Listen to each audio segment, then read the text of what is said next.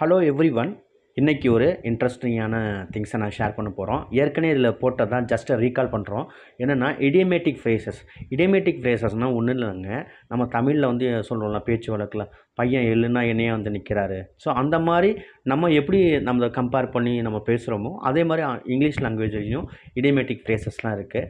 First வந்து to play ducks and drakes அப்படின்னு சொல்கிறாங்க. To play ducks and drakes அப்படின்னா some people are wasting money unnecessarily. அதாவது அந்த அன்னெசரியாக செலவு பண்ணுவாங்க இல்லையா, வேஸ்ட் பண்ணுறது மணியை. ஸோ அதுதான் டு ப்ளே டக்ஸ் அண்ட் ட்ரேக்ஸ்னு சொல்கிறோம். அடுத்து வந்து அட் த பெக் அண்ட் கால் அப்படின்னா நான் சொன்னேன் இல்லையா, எள்ளுனா என்ன நினைக்கிற மாதிரி உடனே சொன்ன உடனே வந்து ஒரு மேனேஜர் கூப்பிட்றாங்கன்னா அந்த ஸ்டாஃப் வந்து ஓடியாந்து டக்குன்னு செய்வாங்க இல்லையா.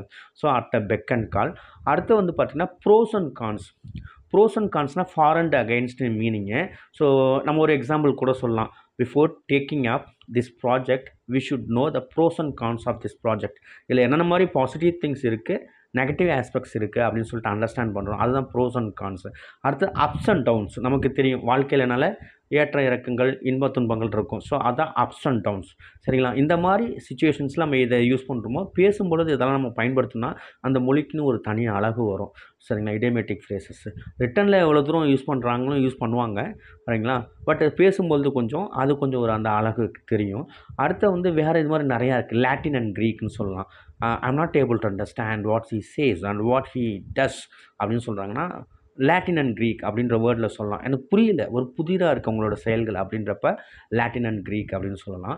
அடுத்தது பாடி அண்ட் சவுல் அப்படின்றப்ப உடல், பொருள், ஆவி எல்லாத்தையும் நான் கொடுத்துட்றேன் அப்படின்னா அந்த இடத்துல ஒரு டெடிக்கேட்டடாக ஒர்க் பண்ணுறது, பாடி அண்ட் சோல். ஒரு சில பேர்லாம் அந்த ஒர்க்கில் இறங்கிட்டாங்கன்னா ஒரு ஒர்க்கஹாலிக்ன்ற வேர்டு சொல்லுவோம். ஸோ அதையும் மீறி பயங்கரம் மேடு மாதிரி வேலை செய்வாங்க, பைத்தியக்காரத்தனமாக. ஸோ அதை வந்து உடல், பொருள், ஆவி அந்த இடத்துல வந்து பாடி அண்ட் சோல் எல்லாமே அது அந்த வேலைக்காக அர்ப்பணிக்கிறது. ஸோ இந்த மாதிரிலாம் நம்ம நிறையா யூஸ் பண்ணலாம். அடுத்து வந்து கூடுதலாக இன்னொரு விஷயம் நான் உங்களுக்கு சொல்கிறேன்.